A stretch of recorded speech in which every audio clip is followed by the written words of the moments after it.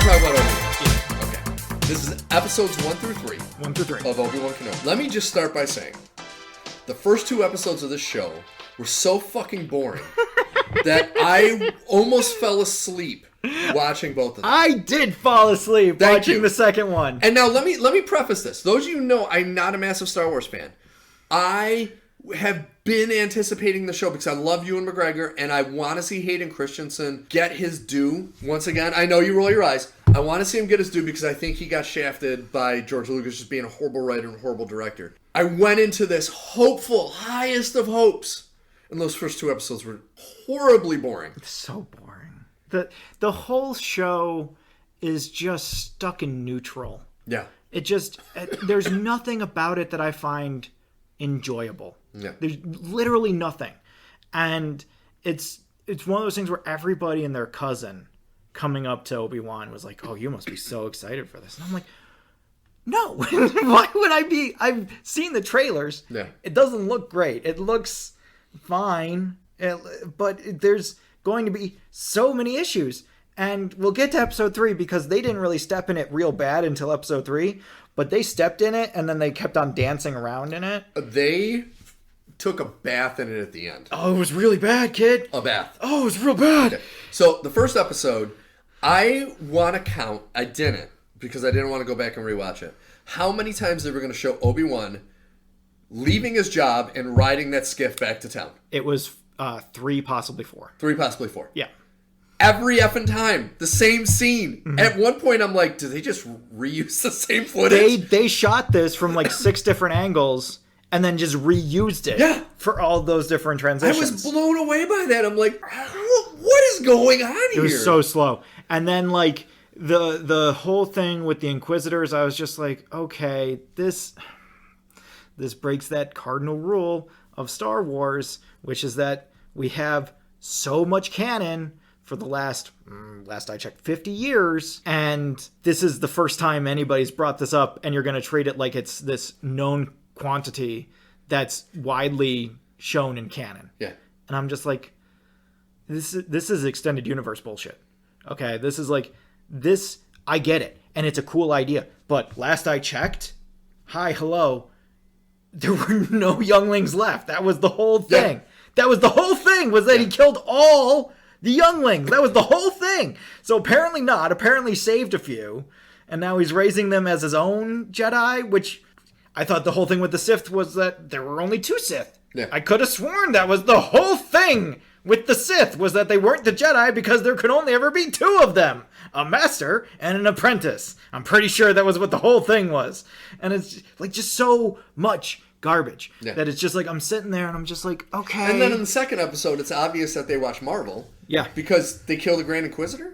Yeah. Even though in canon, which the cartoons are in canon, he survives long past this. Yeah. So unless they bring him back, they completely threw away canon. Which, if they do bring him back, that shows a very bad precedent, because between that and Book of Boba Fett, where the Timothy Oliphant's character, I can't remember his name, gets shot, and we're like, oh, he's dead. And then it's like, no, turns out, funny story. Well, they already blew it with freaking the Emperor when they brought him back in Rise of Skywalker. Yeah. So it's like... It's just frustrating. It's just like, there's just so many elements of this that I don't care for. Yeah. The whole stuff with Leia, with young Leia. Oh my God. I'm just like... It's not the actress's fault.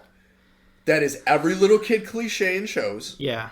And she is written horribly, because I think the girl's doing a good job, but she is so effing annoying. I want her to get killed, and I know that sounds awful, before she becomes old Leia. There's moments where it's like, I can see what you're trying to do. Oh, I can totally see it. I can see that you're trying to recreate Leia's dialogue from the original Star Wars when they're trying to break out of the prison. I see what you're doing. Make no mistake. Yeah. I'm picking up what you're putting down. Yeah. I'm just not impressed with what you're putting down. No. And like, I don't want to rag on a child actress. She's just not. She's doing a fine job. She's not great. It's the writing. I don't know what it is.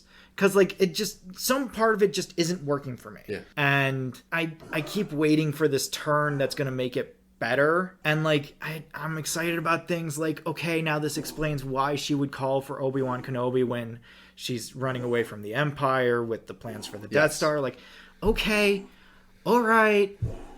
But like you're opening up so many cans of worms by doing this. Yeah. And the payoff is not going to be worth it because the payoff for all of this show so far has not been worth it.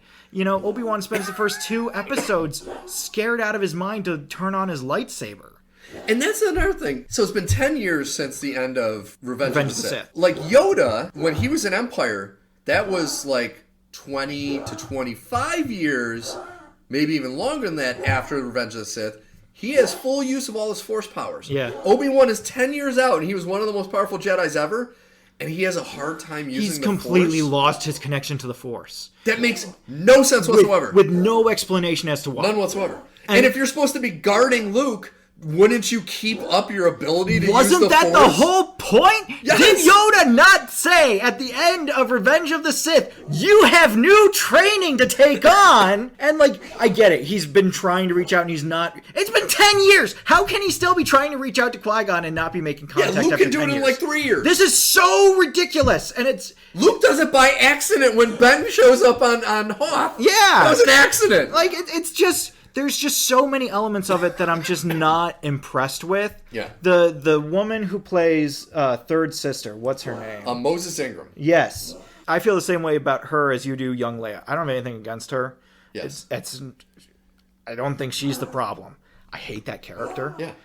That is such a nothing character where her entire thing is that she's told to do something and then she doesn't do it. Yeah. And then she blows off all responsibility for it and people keep on telling her, you can't do this. And there's no consequence. Yes. Vader would have killed her a million times over by now. Like and then the thing that broke it for me was they were doing some cool stuff. So they have one of the bounty hunters that's going after Han and Empire is going after Obi-Wan on the planet. Cool. That's a cool idea. Yes. All right. Now he gets kind of shot in the back by Kumail Nanjiani, who is doing nothing in this episode. Like, I get it. You get a chance to be in Star Wars. He's going to be in more episodes, so I think he's in like 4 episodes. So he's going to be coming back. Okay. Well, I'm not impressed with him either. But here's the thing going with your third sister thing. She goes around killing everybody she sees that gets in her way or causes an issue.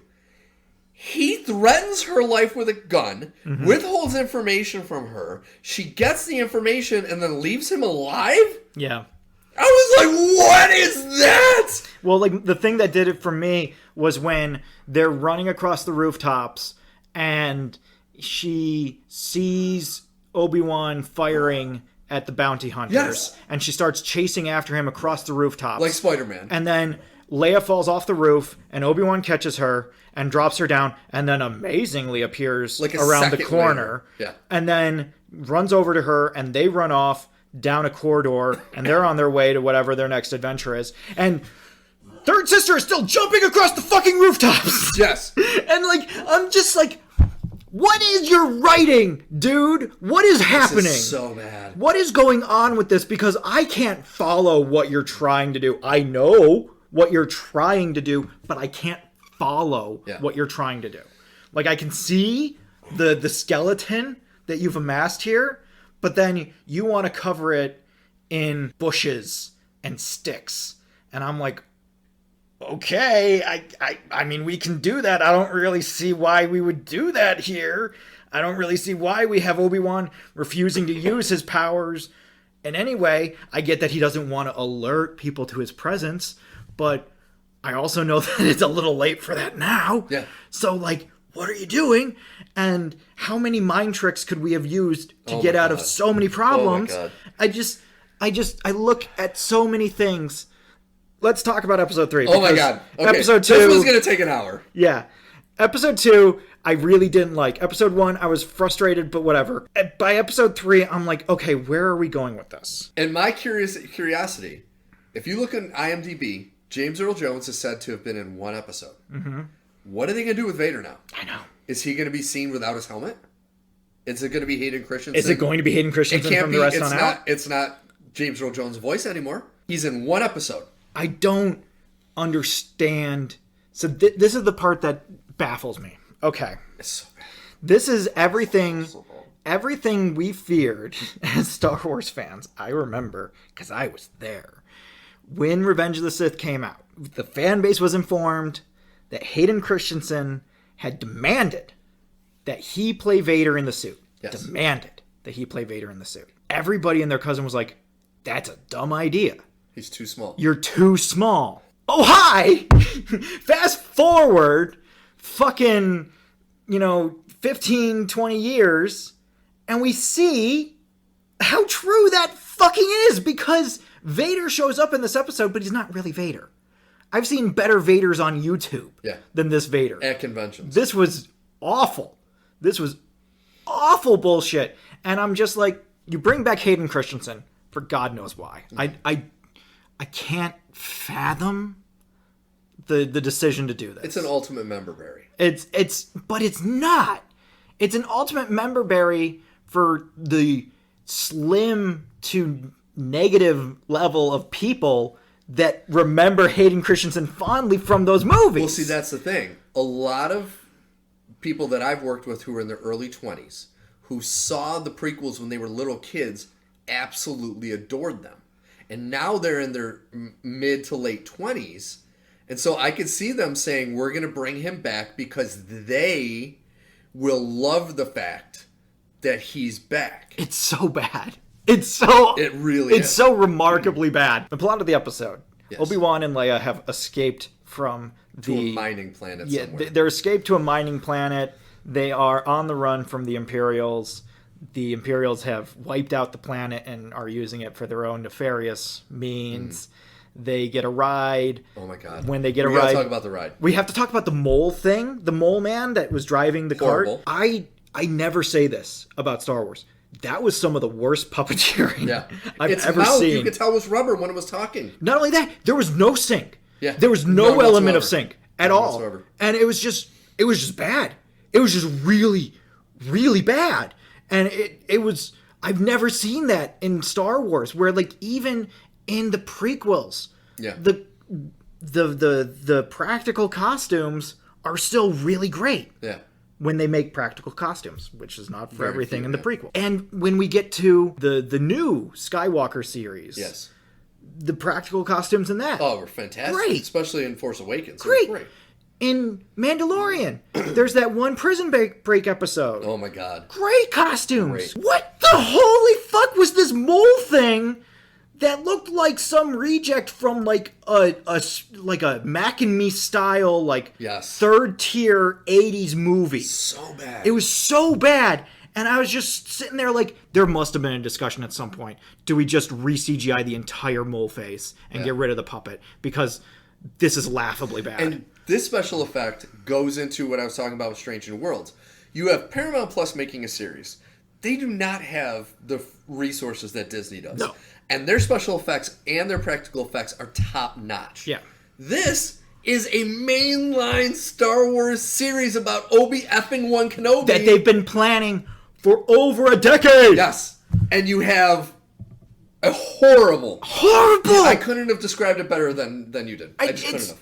It's mind-blowing. Yeah. I saw it at first and I was like, oh, that's cool. I love a practical mask. And then it started talking. I was like, oh, no. And then it kept talking.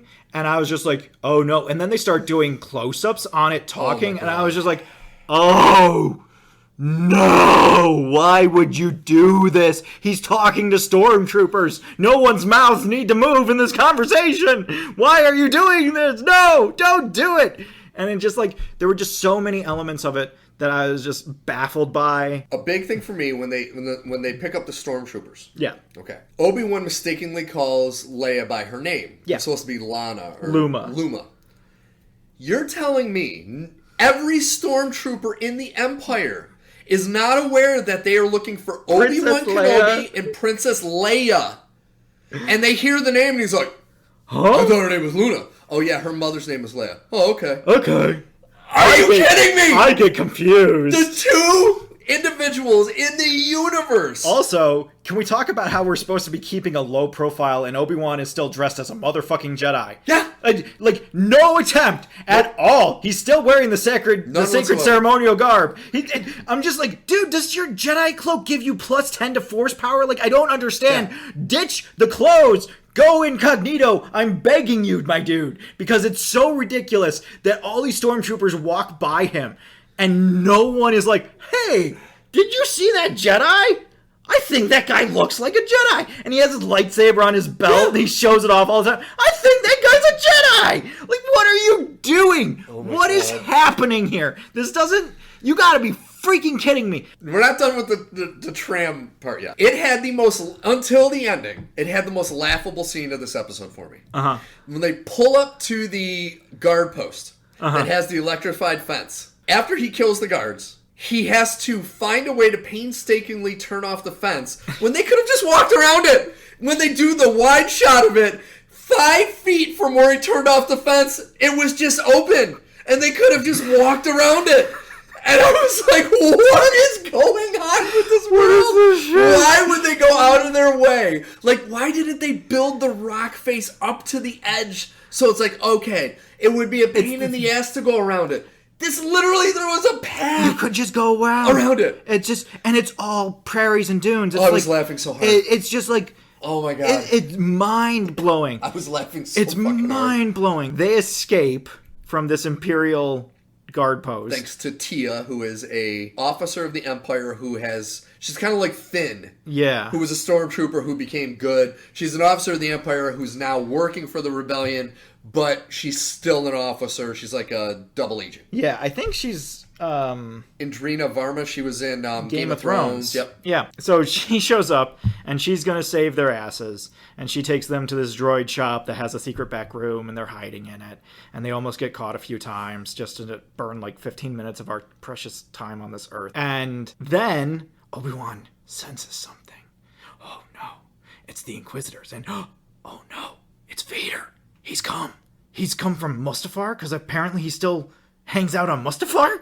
That's just where his chill spot is, this guy who's covered in burns and is recovering from it. He's just chilling on Mustafar. He loves that lava. It just brings back all kinds of good memories, and he loves the feel of the warmth on his flesh when he's getting into his costume. It's just, so he shows up, and he's mysteriously about 1.5 feet shorter than he should be, and he has a little light bright chest thing that has never looked more ridiculous in the entire time that Darth Vader has ever been. There's never been a moment where I've been like, dude, what's going on with your chest light bright, man? What's up with the buttons? What happens if I push these? So Darth Vader walks through this town, and he chokes one guy and then kills his son with a wrist snap. Yeah. And is just pulling people out of their homes and is just dragging them across the street like this is gonna bring Obi-Wan out. And instead Obi-Wan tricks Vader into leaving town, sort of. Say, before you move on from that. Yeah.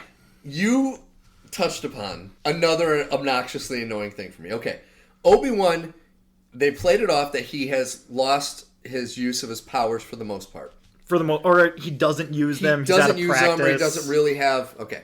He senses Vader. Yeah. Then you have Vader, who is at the prime of his powers... And he cannot sense Obi-Wan. In the first Star Wars, he could sense him halfway across the Death Star, which is an effing planet, really. Yeah. And here, he's 100 feet down the road, looking out a window at him, and he doesn't sense him. I was like... What is this? And then it gets better. It gets so much better. It gets so much worse. I didn't think it could get any better. And then I'm watching it, and I'm just like, holy shit. So I'm coming into this, and my main thought is of the fight on the Death Star between Obi-Wan and Darth Vader, which is the most slow old man fighting with Kane's fight that there's ever been. Yes. And it's hilarious when you look at the prequels. It's one more thing that the prequels stepped in, because they ended with this huge acrobatic super fight. And then the next time these two characters meet, it's this old man versus old man, Kane against Kane. Yeah. So I'm like, okay, well, so clearly we're going to rewrite that. This is your moment. You've decided that you're going to rewrite that. Okay. What you got? Well, what we got is Obi-Wan popping out from around dunes and having Vader appear nearby and light his lightsaber. And then Obi-Wan goes, oh. And then he runs away. But he doesn't really run. He kind of like trots away. And then Vader just kind of looks at him like, the fuck you going? And then he walks after him. And we do this for about 10 minutes. Oh my God, it was so painful. And then Obi-Wan, after being terrified of lighting his lightsaber, lights up his lightsaber and performs the most ridiculously terrible, barely passable version of a lightsaber duel. And Vader is just like, last time we saw Vader was in Rogue One, when he wasted a group of rebels. Yes. Wasted them. Ruined them. Painted the room. Okay? And everybody looked at it and said, that's the Vader that we've been waiting for, man. There's the Vader that we've been wanting since the 70s, man. Like, oh, man, that's Vader. What was this? Yeah, this is a 10-year younger Vader than the one in Rogue One. Yeah. So he should still have he's full right, use of all of it. He's right in between. He's right in the butter spot. He's had 10 years to get used to his augmentations, and he has 10 years before what we know about Vader in the originals. This is awful. He's fighting with one hand, and he's just kind of like... And he's using zero force until the end of the fight. One force push. Yeah. And it's just like, this is so bad. Okay, we got to talk about the burning part. Oh my God. Okay. So Vader lights a fire and starts dragging Obi-Wan through it, which that one little part I'm like, okay, this is going somewhere good. Yeah. But then Tia, the double agent, snipes a stormtrooper, and she's not far from them. No. She's on, like, the hill over them. Yes. Vader looks up. Does he use the Force to grab her and pull her? No. She reignites the fire. She, like, puts an extra layer of fuel down. Yes. So it's even bigger now. A bigger fire. And this slow-moving droid walks over to pick up Obi-Wan. Vader's watching it, uses zero force to either move the fire or grab the fucking robot or Obi-Wan or anything. I was sitting there watching this today and I was like, do anything! Do anything! You're Lord Vader! You can pull Star Destroyers from the sky! Do anything! And you're just baffled by a big fire! Yeah. It's just a big fire and you're like, oh, I live on a planet of lava, but big fire scary! Like, what is this bullshit? Also, Tia, what is she doing there? Because last we saw, Third Sister was going into the tunnel that Tia and Leia were running down. The exact same tunnel. And then Tia runs back to get Obi-Wan. And then we cut to Tia saving Obi-Wan. Yeah. I'm just sitting here like, Third Sister was in the tunnel! Third Sister was in the tunnel! What are you doing? Yes. What are you doing? This makes no fucking sense! What is this writing? And that goes to Leia getting to the end of the tunnel and Third Sister being there, where it's like, okay, Third Sister knew there was a tunnel. How the fuck does she know where it ends? How does she know where the fucking tunnel... She can't use the Force to read the tunnel's mind. No. And none of this makes any fucking sense. It was so... Like, the writing is just ridiculously bad. And I'm just sitting there looking at Ewan McGregor, and I'm like, dude, I'm glad you came back. I wish it was for something better than this, man. It was so bad. Because, like, this is... When you tell me that you're doing an Obi-Wan story... What was my first reaction? My first reaction was that this wasn't going to be what Obi-Wan has been doing in the meantime. This is going to be a week of Obi-Wan's life in the meantime. And that's what we're going to get. We're going to get a week of Obi-Wan's life, and then he's going to go back to guarding Luke. Yeah. And he's going to be slightly different and maybe a little bit more in tune with the Force. But, like, ultimately, I'm still sitting here like, this is garbage. Yeah. I don't want to see any of this. Because now you're trashing on canon. You're stomping around in it.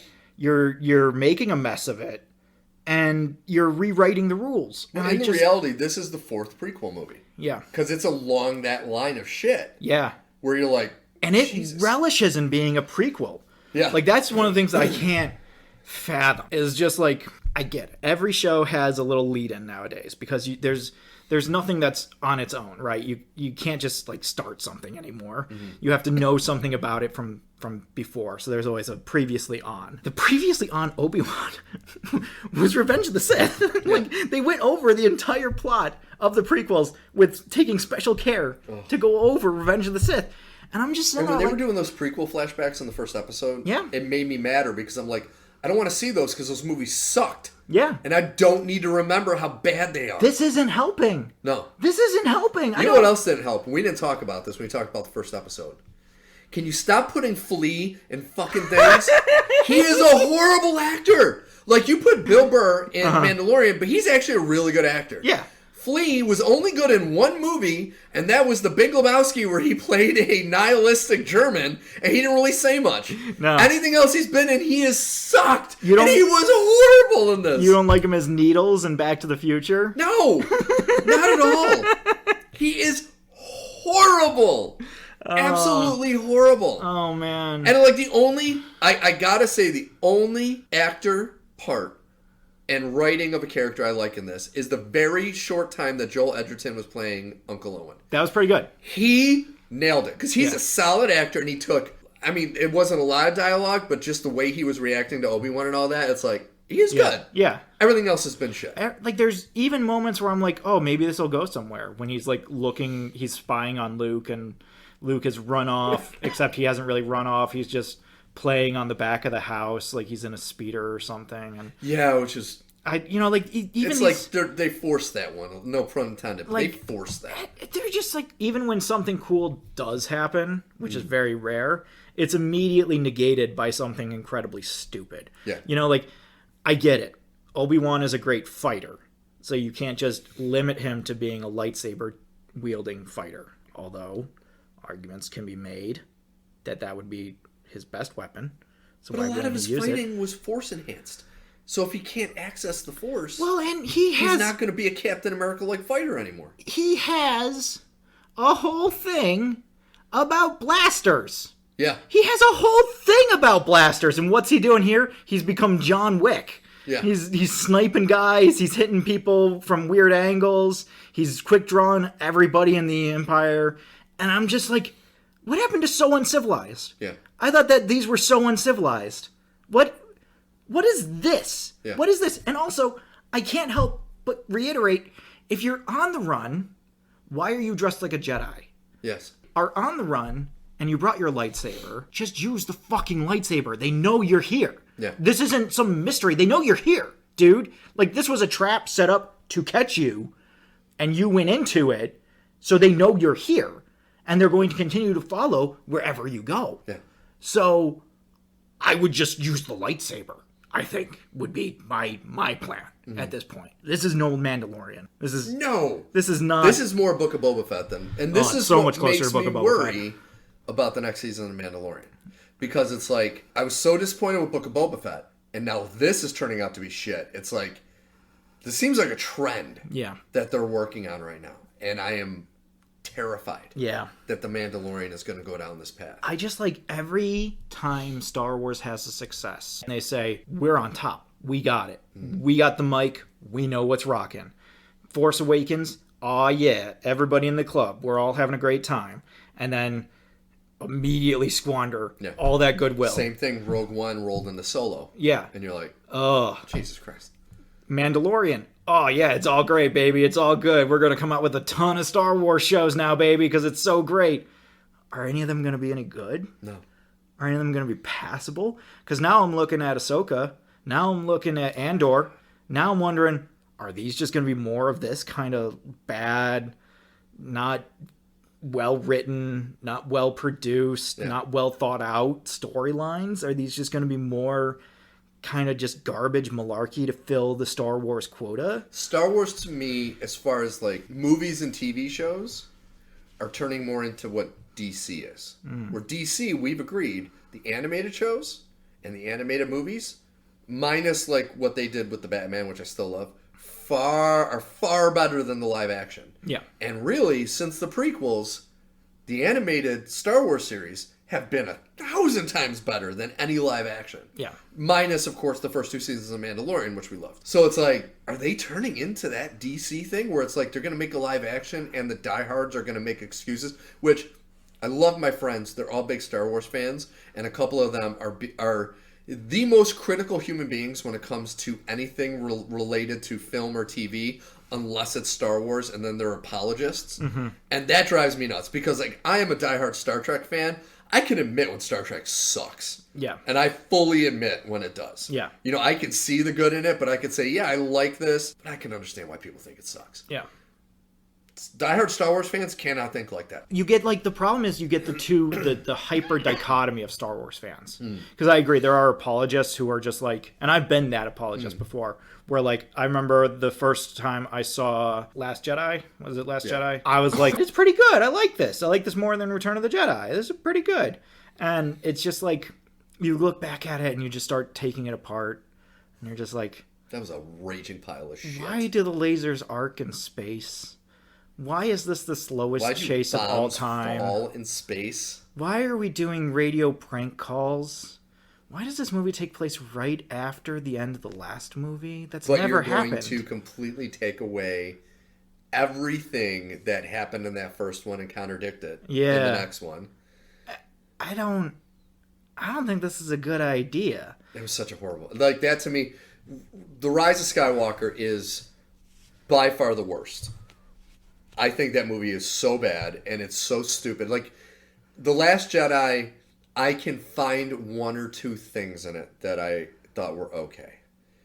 Rise of Skywalker was just a dumpster fire of a piece I've of shit. never gone back to it. I saw it in theaters. I've never gone back to it. So I tried. I own it. I have it on DVD. I've never gone back to it. I watched the first 2 minutes of it recently on Disney Plus to try to see if, and I just can't. Yeah. Like that whole beginning part with Kylo Ren, you're like, I just can't watch it. I just can't get over the fact that the Knights of Ren ended up being nothing. Yeah. Completely nothing. Like, I was floored by that. I thought for sure after Snoke they would learn their lesson and make a big deal out of these guys. No, it's a nothing burger with nothing fries and a nothing shake. Yeah. It's a full meal of nothing. I hope that Obi Wan turns it around, because so far all I can think of is how Hayden Christensen is about 1.5 feet too short to play this role. See, I don't see how they're going to turn it around, because we don't like how the main characters are. Yeah. So it's like, they're going to continue to write them the way they are in these other episodes. I don't see how that's going to change that. I just, like, also, I don't buy that Obi-Wan has completely abandoned his teachings. Yeah, it makes no sense. It makes no sense. How do you go from one of the most powerful Jedis in the universe to, in 10 years later, just not knowing how to do anything? You're so far undercover that you've completely lost yourself. Like, makes no sense. And it's not like he's abandoned himself to a greater cause or to a family or something that's come along or an addiction or anything. It's just that he seems to have abandoned everything, and I guess he blames himself since he was the one that trained Anakin. I get that. I wouldn't even say that you need to do more with that. I would just say this isn't enough character for anybody. Yeah. And, like, he has no ability to take care of himself. Mm-hmm.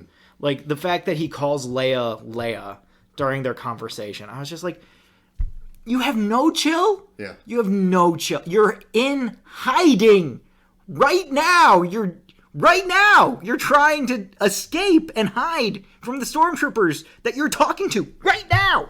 Yeah. What are you doing? What is this writing? Why would you do that? That's so lame. That's so lame. My last dig at this show, so until next week, because I think I'm probably going to dig the hell out of it again next week. In that first episode, when he's riding that anteater moose thing, whatever the hell that thing is, if you look at some of the far shots of that, it is horrible CGI. It reminded me of in Attack of the Clones when Anakin is riding that, like, cow-like creature on Naboo. Very similar to, like, if you go back and watch that scene, you're like, that is one of the worst looking CGIs since the prequels, and it's been 20 effing years. Yeah. And it's still, they cannot pull off either a practical effect or making that look better. Which is shocking, because The Mandalorian does all this in its sleep. Yeah. It's no problem. And at no point are you sitting there like, well, I don't buy that. Yeah. No, it's fine. Mando could ride a fucking bantha, Yeah. and I'd be like, cool. You don't. I assume you didn't get an elephant like they used to do back in the day, but still, fucking cool. Yeah. My thing was that Star Wars is the quintessential movie that people turn to when they're trying to talk about the arc of the hero. That's true. Right? And what's one of the big things in the arc of the hero? The call to adventure and the resistance of the call. Obi-Wan fucking resists the call 4 or 5 times in that first episode.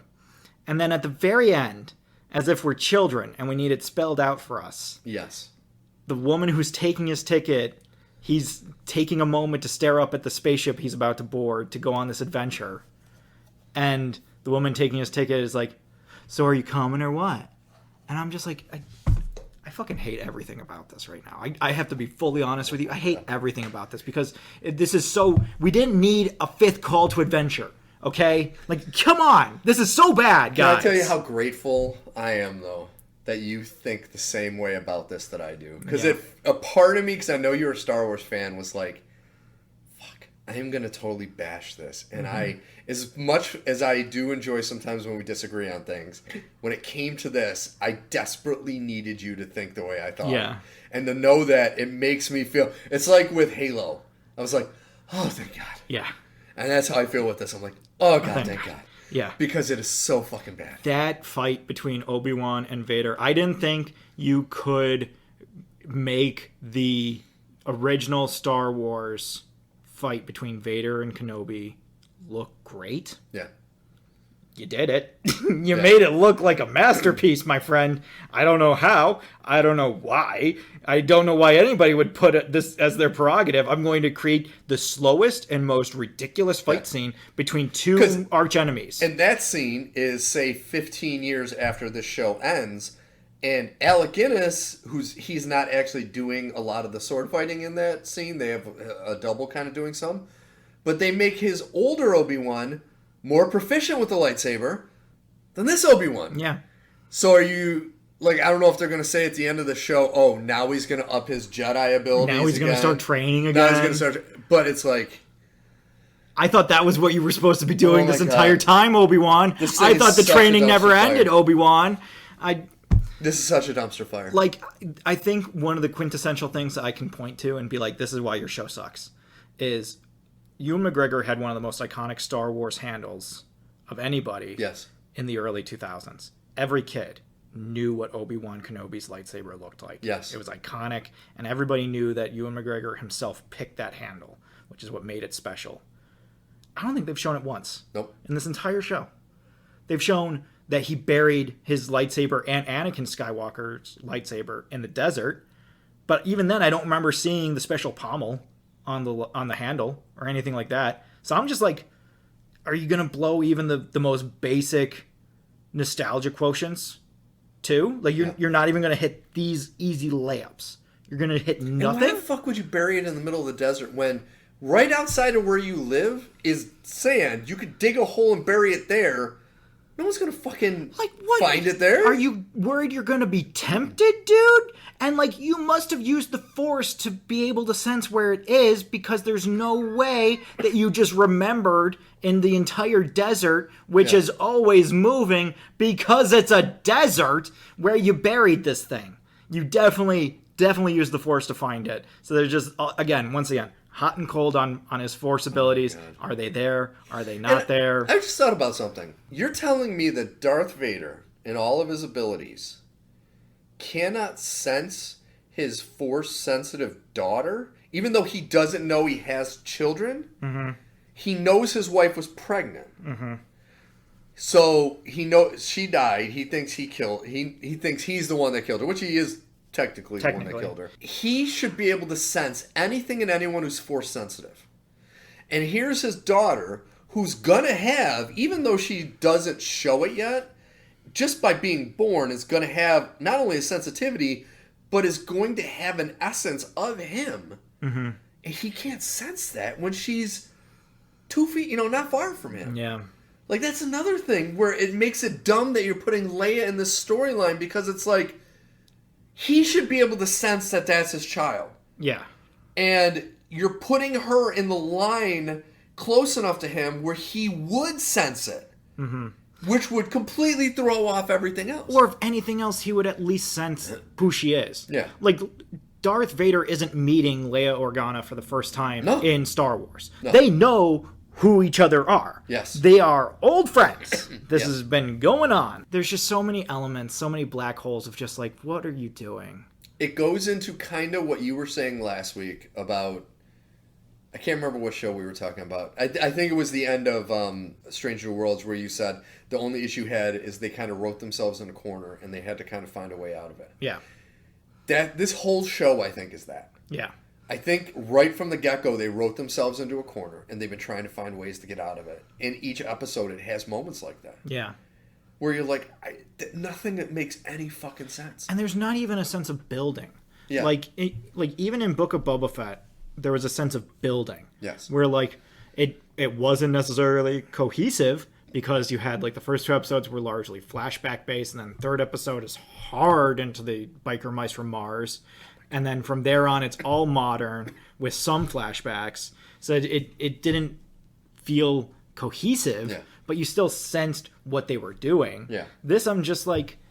So is this just going to be we're going to bounce from planet to planet and this is going to end with Leia getting back? Because, of course, she gets back. She's not going to be on the run for the next 8 years. No, she's going to get back to Alderaan at some point. And become a senator. And, like, so what is the end goal here? Because we all know what happens with all these characters. All right? The only one we don't know what happens to is third sister. So she could die. Yeah. You know, like, but everybody else... We're pretty confident that they all make it out of this. So just, I don't know. And they missed an opportunity not having Qui-Gon as a Force Ghost because this really is a Taken movie.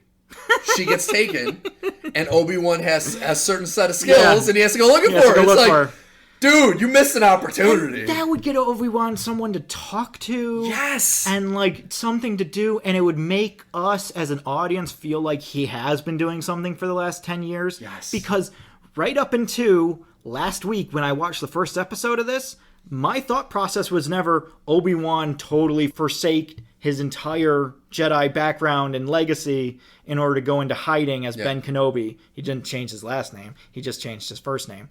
Don't ask. It's not important.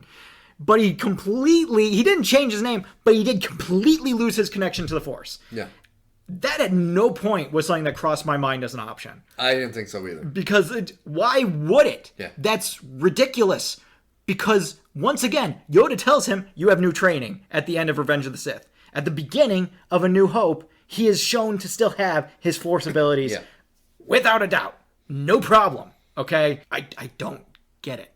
I don't get it. What's the point of having him not only gain nothing, but regress so drastically? I hate that the storyline involves Princess Leia. It's like, you don't need to throw in that member berry. You could have had, like, the Empire comes down to Tatooine, and somehow they realize who Luke is, and he has to stop them and kind of take them out before the word gets back to Vader. I don't know, some things like that. I would rather this be more like Strange New Worlds, where every week Obi-Wan has to solve a different problem. Yes. And it's not necessarily on a different planet or anything. Like, maybe the first 3 episodes all take place on Tatooine, and it's about him solving problems revolving around Luke or his relationship with Owen Lars or, you know, something. You can come up with something, I'm sure. And then it just builds to this confrontation with Darth Vader at the end.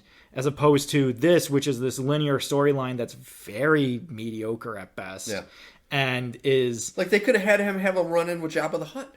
And, like, maybe Jabba the Hutt was messing with Uncle Owen and Aunt Beru, and, like, he has to go, like, stop whatever's going on without killing Jabba. But, yeah, there's stuff you can do. 1,000% agree with you. There's stuff you can do while he's... You can have an entire episode that just takes place in the ether of the Force when he's trying to make contact with Qui-Gon. Yeah. Or something.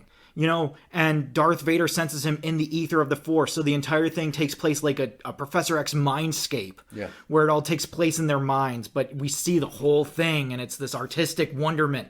Like, there's so many things you could do here, and doing this really stupid, poor B-grade storyline of Obi-Wan doesn't like using the Force anymore, doesn't trust himself, thinks that he's the creator of all evil, he has to get off his sad sack in order to go save Princess Leia of all people. And I'm just, it seems like you're taking too many swings. You're trying way too hard. Yeah. Pull back just a little bit. Don't do as much. Do a little bit less. Do a lot less. And maybe make his hair gray. Just a thought. Yeah, because make his hair a little gray. In 15 years, he's going to have to go from this to fucking Alec Guinness. Just make his hair a little gray. At one point, Leia says, maybe you're my grandfather, not my father. Yeah. When he's going over their story. And I'm like, no, he could easily pass as your father because he's still Ewan McGregor with a full head of hair that's practically looks orange. like a model, for God's sake. Yeah, like he doesn't look like a grandpa. Gray up his hair, gray up his temples, give him the Reed Richards. Okay, he can still have the red on top, but the side should be gray at least, and he should have a gray beard. Yeah. Okay, like there's easy things we can do to make this better. And that slow motion fight scene in the dunes, that broke me. I was so blown away that they could stoop to such a unreasonably dumb level. It's not a low level. This isn't like they went low ball. This isn't like they had him punch Vader in the nuts. But like, this is so dumb. This is so inexplicably dumb. Here's the thing, too. I just did the math. When Alec Guinness made Star Wars, he was 63 years old. 15 years from the end of this show, which is when Alec Guinness, like when the Star Wars timeline catches up, Ewan McGregor in real life will be 65. So it's like you easily could have graded him and like done something, him working in the desert and all that, like not made him look like Revenge of the Sith just ended. You know what I mean? I agree with you 100% because it would have fit with the age thing if you would have started aging him a little bit. Just these tiny little things, easy peasy little things. Yeah. You can, if you really need him, you can cast Hayden Christensen in flashbacks or something. I'm sure you can find some way to include him if you really feel like you have to. But I would be the one to say, find a David Prowse. Find a 7-foot giant and dress him up like Lord Vader and make sure that you shoot him at angles where it looks like he's not going to take bullshit from anybody. And definitely don't, if you're going to shoot Hayden Christensen, this is Tom Cruise rules. You cannot do full body shots. Yes. You cannot do it because he will look like an infant. And what I was hoping they would have done, did you ever see the Young Indiana Jones Chronicles? I've seen the old TV I've seen show. clips. I've never seen like a full episode. It was I think it was the first episode, or it was a couple episodes in where they had Harrison Ford. And what this show is showing stories from his youth. Obi Wan would have been perfect if it showed him and Hayden Christensen prior to Revenge, like in between Attack of the Clones and Revenge of the Sith, when they had all these adventures that you see in the Clone Wars of them fighting side by side, like all the stories they talk about in Revenge of the Sith. Oh, you remember when this happened? Remember? If they would have had that and just showed, just like you're saying with Strange New Worlds, showed a weekly adventure. You could have had Hayden Christensen looking like Anakin Skywalker, not being Darth Vader. You could have had him like dealing with kind of having that dark and light and dealing with his relationship with Padme. And you could have had Obi-Wan being badass Obi-Wan without having to do all this shit. And that would have been awesome. Yeah. Like once again, I'm watching Vader kill people in the streets, and because it's Hayden Christensen and it's related so directly back to the prequels, I'm just like, I don't buy it. Yeah. I don't buy it. The original Vader, yeah, absolutely. I believe he would kill people without a second thought. But you pulled back the curtain. It made him a whiny bitch. And this Vader, yeah, I don't buy it.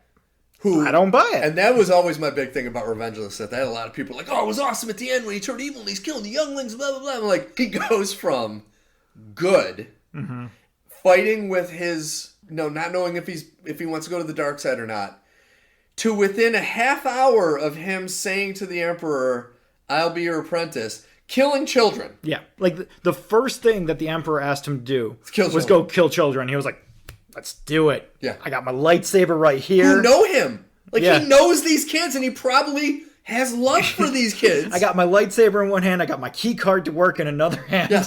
I'm just going to go through every room and kill every child I find. And it's just like, I've never bought it because Hayden Christensen never played the character like he had this inner turmoil. Yes. He I always agree. played it as like this baby boy who wanted everything given to him and complained a lot.